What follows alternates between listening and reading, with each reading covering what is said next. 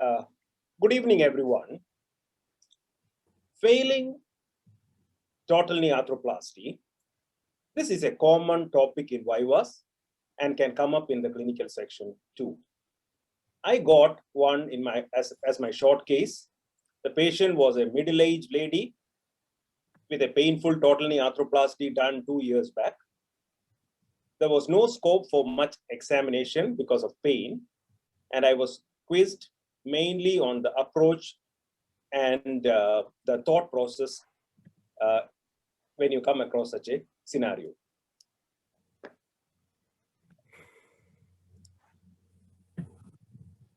Failing total knee arthroplasty can be classified into 3 groups: structural, biologic, and kinematic, according to the modes of failure.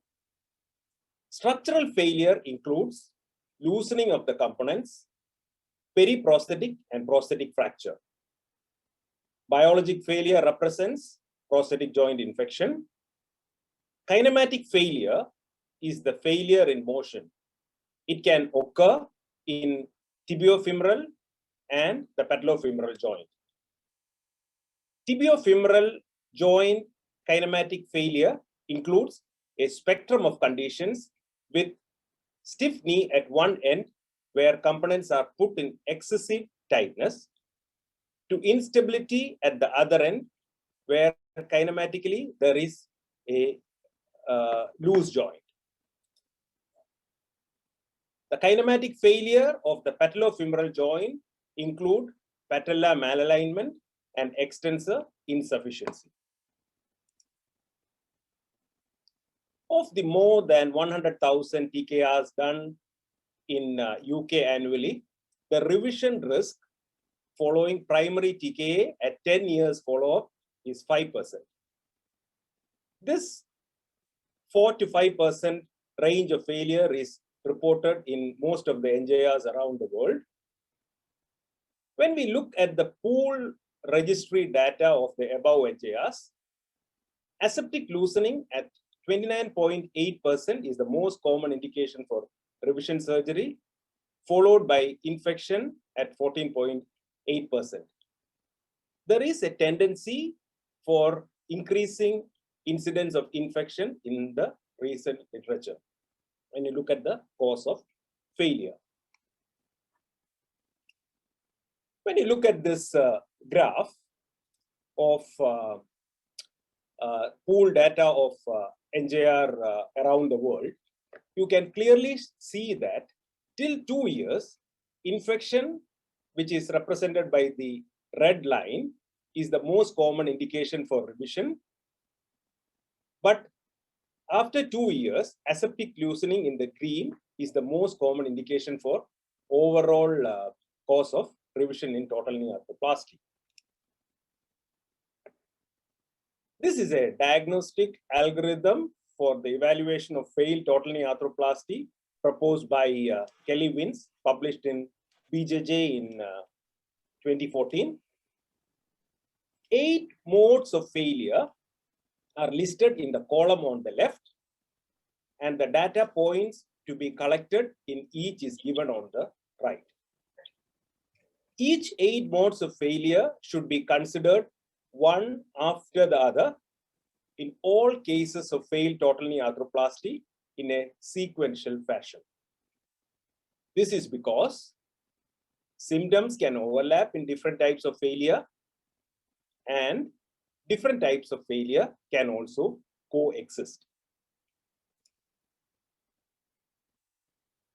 The first 4 modes of failure, that is from 1 to 4,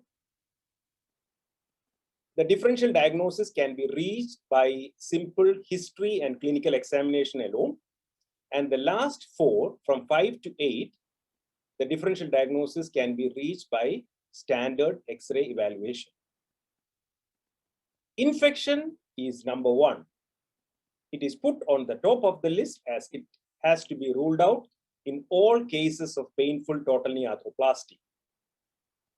With high index of clinical suspicion by history and physical examination, plus raised ESR and CRP, demands joint aspiration to be performed. Extensor insufficiency is suspected when there is extensor lag on examination. Stiffness is quantified by the passive and the active range of motion. Tibiofemoral instability is suspected if there is dynamic instability on gait and instability in any three planes of motion on examination. Patella maltracking is apparent on the axial view radiograph. Loosening is diagnosed when the component is subsided or when there is circumferential lines are present on radiographs. Periprosthetic fracture is suspected by history of trauma and is confirmed by radiographs. Breakage of the implant may be difficult to diagnose, but may be picked up by basic radiographs. Revision total knee arthroplasty must not be endeavored upon until the cause of failure is well defined. There is a 9th group in this algorithm where history, examination, and basic radiological investigations are normal. In these cases, it is important to rule out neuropathic, extra-articular, or psychosomatic causes of pain. Neuropathic pain is estimated to have a prevalence of upon 13% following total arthroplasty. Diabetic neuropathy, fibromyalgia, complex regional pain syndrome, and intracephalous neuralgia are potential causes of neuropathic pain. Extra-articular causes of pain could be referred pain from the lumbar spine and the hip, and extra-articular knee causes like bursitis or tendinitis. Patient with chronic pain for more than 6 months with no diagnosis with adequate workup, or with discrepancy of clinical findings and symptoms should undergo a psychological exploration. Depression should be ruled out as it can be a cause or the result of chronic pain.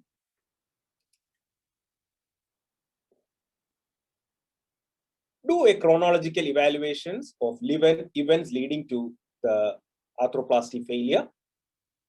Collect details of total knee arthroplasty operation, including indications, perioperative wound problems, and the need of usage of perioperative antibiotics. Operation record of the patient should be made available if possible. Confirm the type of implant used, intraoperative findings, any difficulties or intraoperative complications the surgeon faced during the index operation should be sought. On examination, look at the overall alignment of the lower limb and also of the spine. Do a 360-degree inspection of the knee in standing. Gait is the best way to diagnose diagnostic instability. Assess the patient ability on stairs. Sitting and active knee extension can reveal flexion instability, extensor power and lag, and dynamic patellar tracking. Palpate the knee for localizing the exact area of tenderness. Quantify the deformity in all 3 planes, including recurvatum and flexion contracture, coronal deformities of valgus and varus, and its correctability. Assess the mediolateral laxity in 0, 30 degrees, and 90 degrees of flexion, and anteroposterior stability in neutral and 90 degrees of flexion.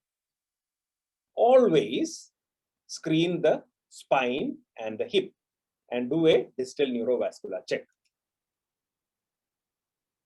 Radiological evaluation of the failed total knee arthroplasty. All knees get a standard long extremity, weight-bearing AP and lateral, and skyline view radiographs. Insist for good quality radiographs with adequate exposure in neutral rotation and at least showing 15 centimeters of distal femur and proximal tibia of on the knee, AP and lateral radiographs. In the long axis film, assess the mechanical axis and the coronal positioning of the femoral and the tibial implants. On weight-bearing AP and lateral views, note the type of processes, component sizing, mediolateral and anteroposterior overhang, radiolucent lines at the cement bone interface of both the components. Look at areas of osteolysis in the femoral condyles and in the tibial condyles. Polyethylene wear, which is shown as joint space asymmetry. Overfilling of the patellofemoral joint, restoration of the joint line, posterior femoral condylar offset, femoral component flexion and the posterior tibial slope, continuity of the soft tissue shadow of the patellar tendon, and the presence of patella, alta, and baja.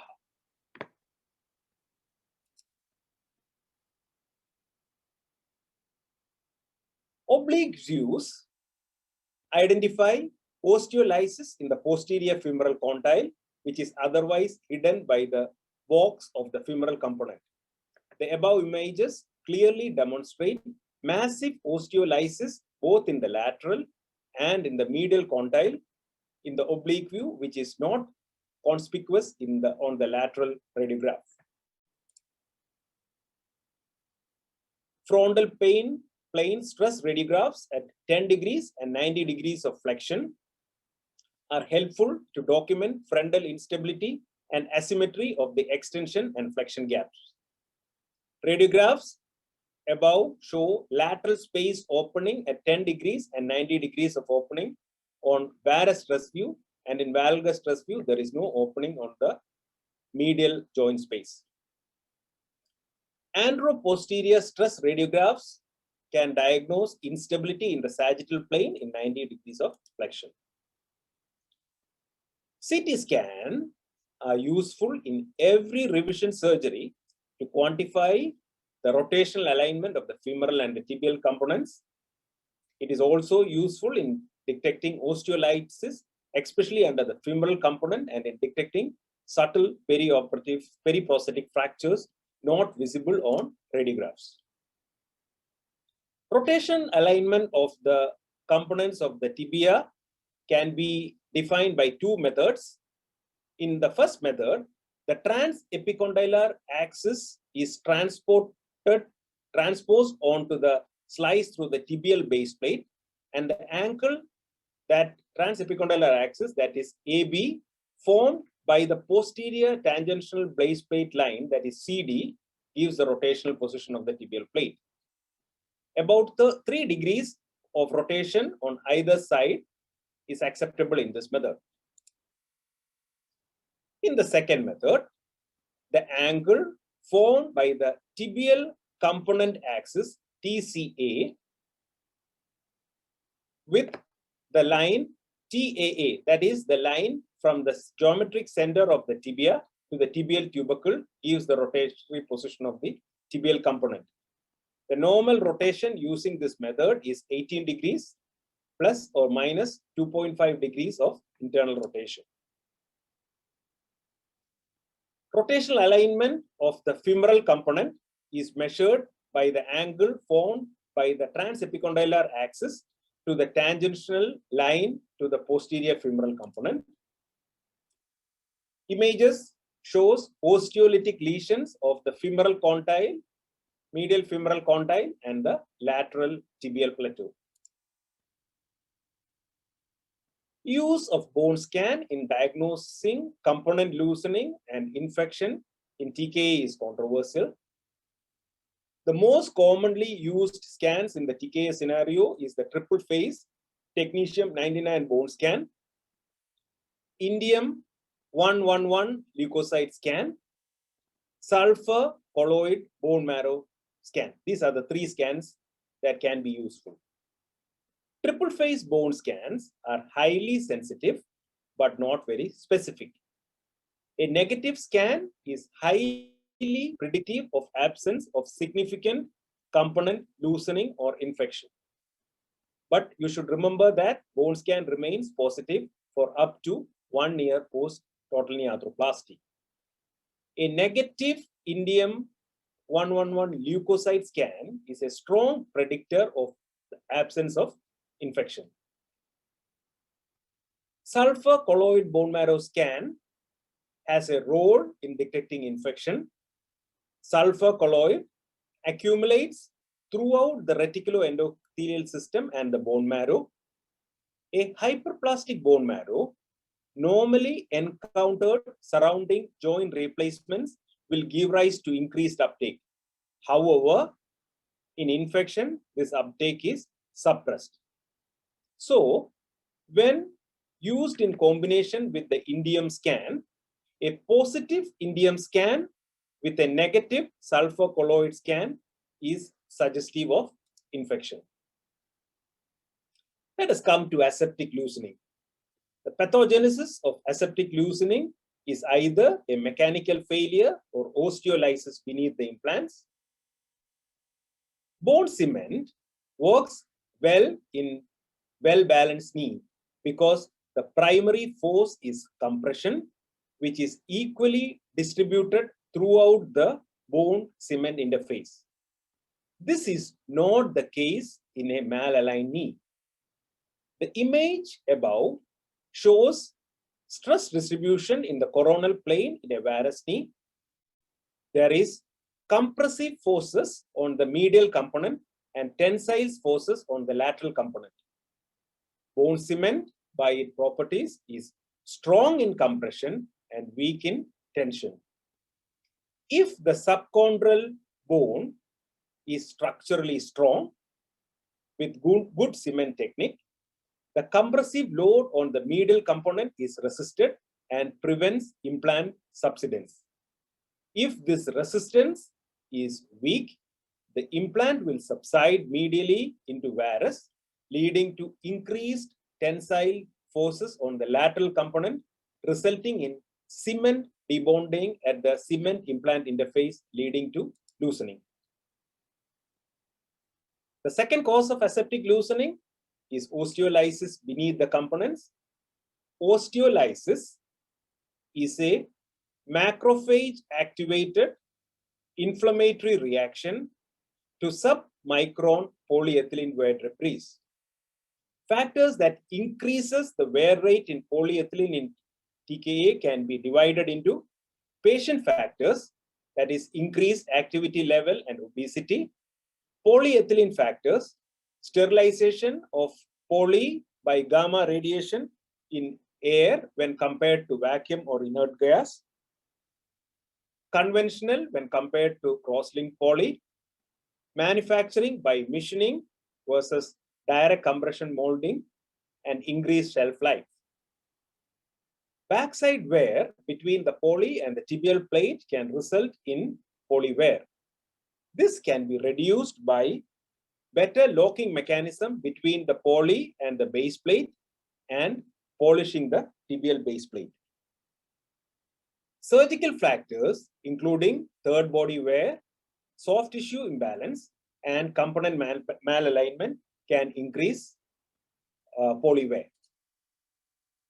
Coming to instability, stability in any joint is provided by the articular geometry, the static stabilizers, that is the ligaments, and the dynamic stabilizers, that is the muscles.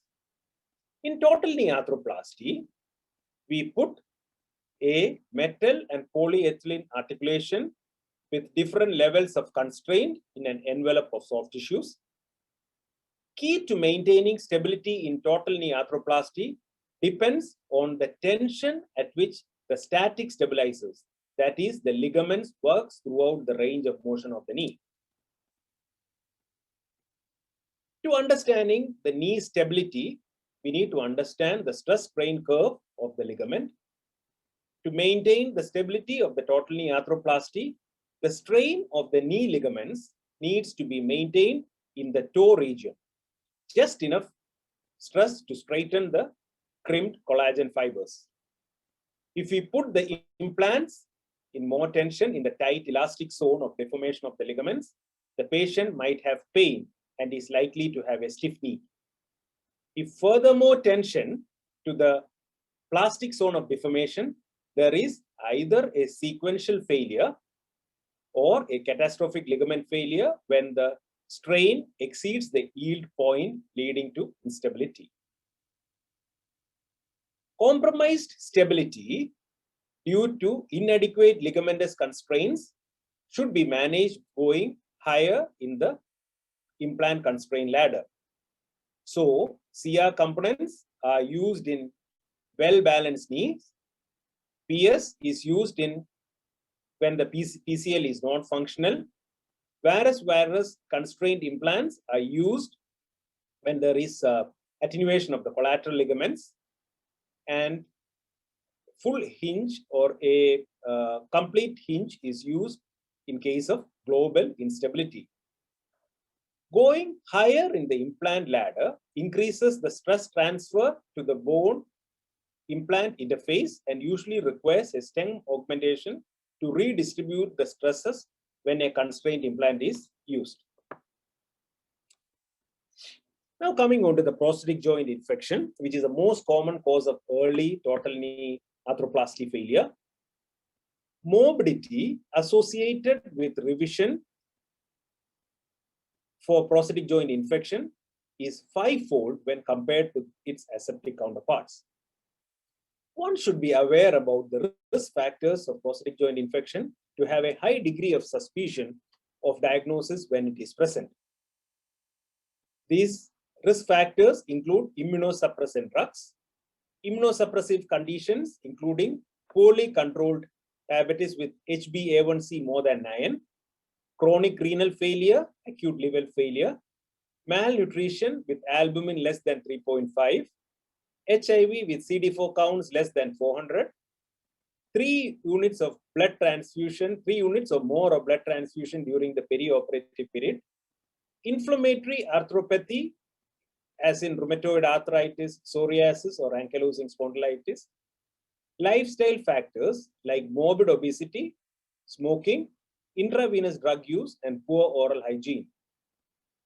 Any concurrent systemic infection also increases the infection rate. This is the new definition of PGI proposed by the International Consensus Meeting, ICM, in 2018, which has been validated by several multicentric studies. It has several additions when compared to the MSIS 2003 criteria for PGI diagnosis. In this criteria, definite infection if one of the major criteria is present, that is one of 2 positive cultures or presence of a communicating sinus tract. There are 6 minor criteria in which the serum D dimer, the serum leukocyte esterase, synovial alpha defensin, and the synovial CRP are additional factors that are included in the new system. Points 1 to 3 is given for each criteria, and an addition of points more than 6, the joint is considered infected. Between 2 and 5, possible infection, and less than 2, not infected. If the diagnosis of PJI is inconclusive in the preoperative assessment, there is an extension scoring intra-op, which also take into consideration the pre-op score, plus points given to positive histology on frozen section, positive purulence, and single positive culture, and adding up the points, a decision on whether the joint is infected or not is taken.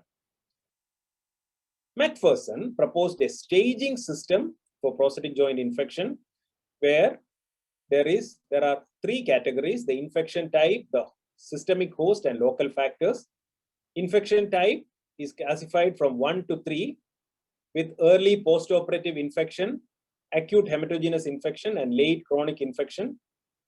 They also consider the host factors A to C and local factors 1 to 3. This is an interesting diagnostic algorithm for prosthetic joint infection. The the highlight of this algorithm is they make an active effort to search for the source of infection by active investigation.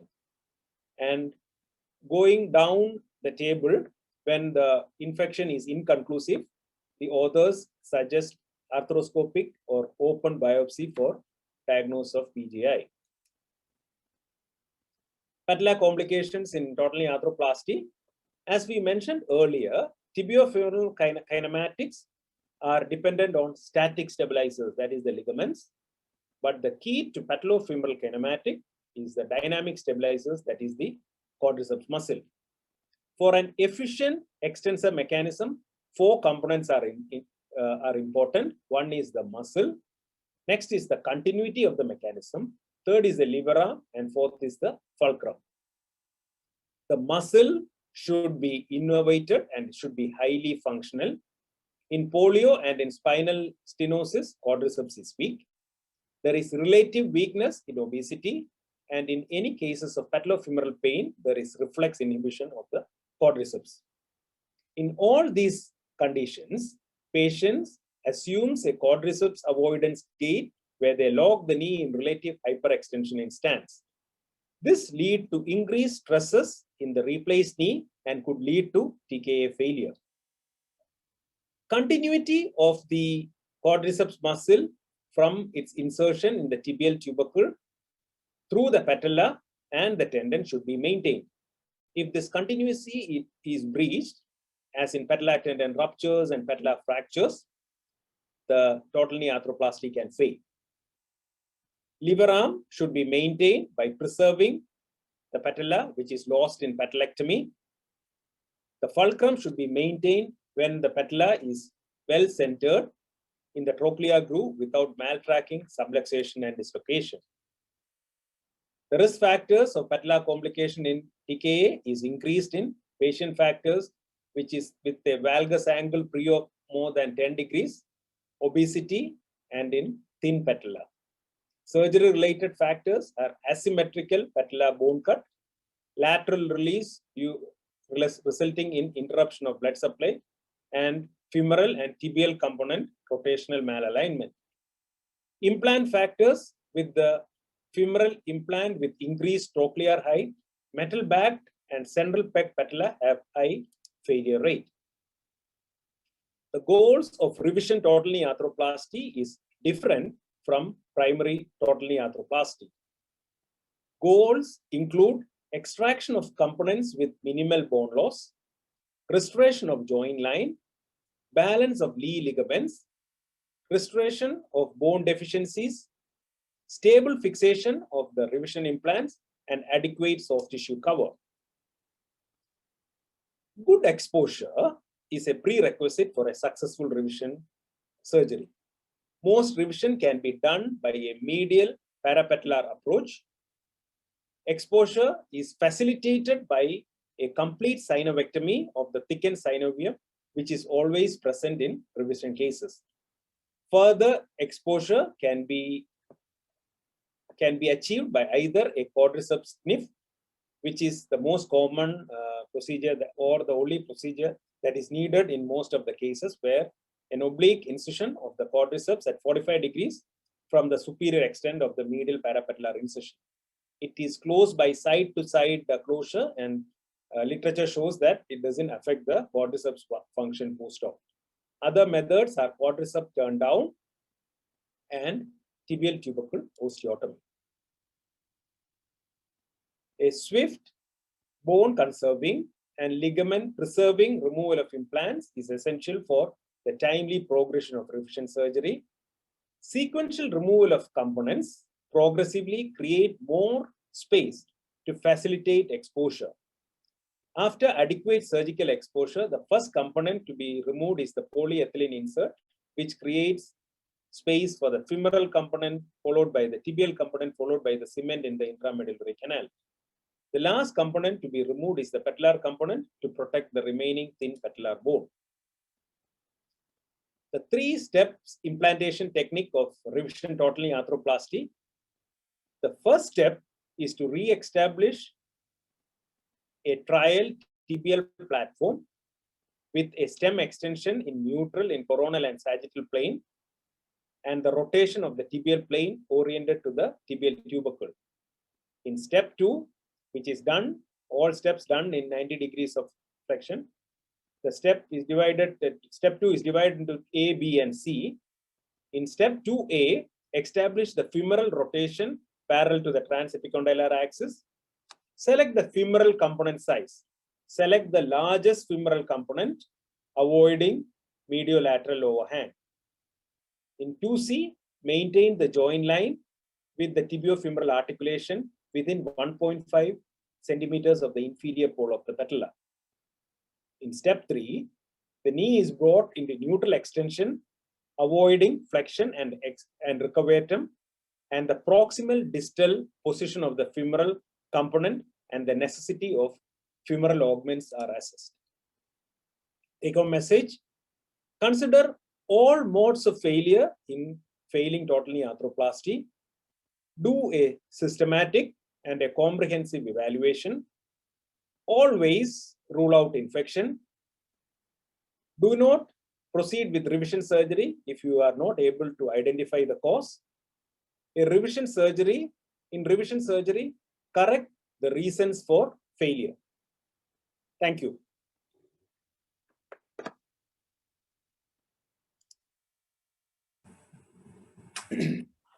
Brilliant. Thank you very much, Jikku. So I hope I found that a very useful, interesting talk. Some very key things there. Are there any questions that people would like to ask with regards to the talk? Obviously, I'm conscious that it is now nearly 3 o'clock in the morning, or gone past 3 o'clock in the morning in Singapore. So the first question from Villas. So joint line 1.5 centimeter from anterior pole of patella. Do you check in flexion or extension of the knee? Okay, so in flexion of the knee, it is 1.5 centimeter. Once it is in extension, it is much lesser than that. It is around 0.5 to 1 centimeter. The patella comes down in extension. So 1.5 centimeter is in flexion of the knee. Okay. Any degree of flexion or 30 degrees or? That is in step 2. So the joint line is assessed in step 2 in the 3-step implantation technique. So okay, that all the 3 steps in the step 2 is done in 90 degrees of flexion. So okay. So it is in 90 degrees. Okay. Another question. Would you explain the mid-flexion instability, please? Yes. So instability can be divided mainly into 3 types. The first is the extension instability, flexion instability, and global instability. These are the 3 main forms of instability. Extension instability is the instability in full extension in the valgus varus plane and also going to hyperextension. Flexion instability is the anteroposterior instability in 90 degrees of flexion.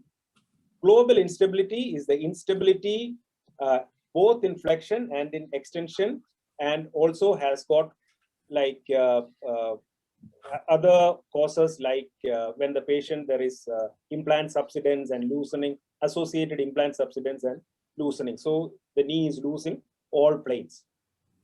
Mid-flexion instability is an instability which is described in recent literature where the knee is unstable between full extension and 90 degrees of flexion.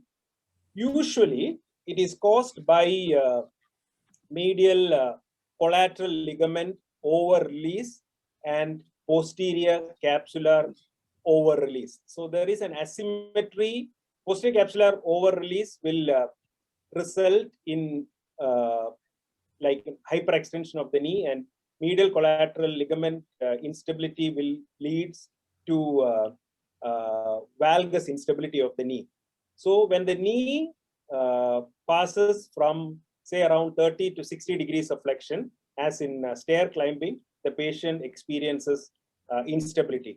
So this is a relatively new concept, not which is not well described in the literature. What exactly causes is not well described, but this is the current understanding. Okay. So any rule for spec CT in painful TKR with normal radiographs and no apparent kinematic errors? Yeah, so spec CT can be used in infected total knee arthroplasty, but like it's not a standard procedure that we follow, which can be mentioned in the exam, but the exact role is not well defined according, according to, at least according to my practice. I don't routinely use spec CT in the diagnosis of infection in PJI. Okay, so it doesn't dictate if you are going to do revision or no. It doesn't give you any clue for the decision for revision of painful knee without infection. It's not mentioned as clear indication whether the joint is infected or not. In prosthetic joint infection, it is mainly high index of suspicion with the basic serological markers and joint aspiration, which is the key in the diagnosis. And now there is more trend towards getting a histopathological diagnosis by making either a small incision and taking the synovium, or by an arthroscopic biopsy, or if the all the other criteria are inconclusive. Okay. Would you say that I will discuss a case in the MDT for revision knee replacement? I didn't get that, Hani. Can you repeat the question? Okay, so in just a case of you are going to do a revision knee replacement, or you should say like I will discuss that with the MDT, or you can... Yeah, of course, yeah. Like in the exam point of view, definitely any complex scenario in the exam, revision is not a standard problem that we face.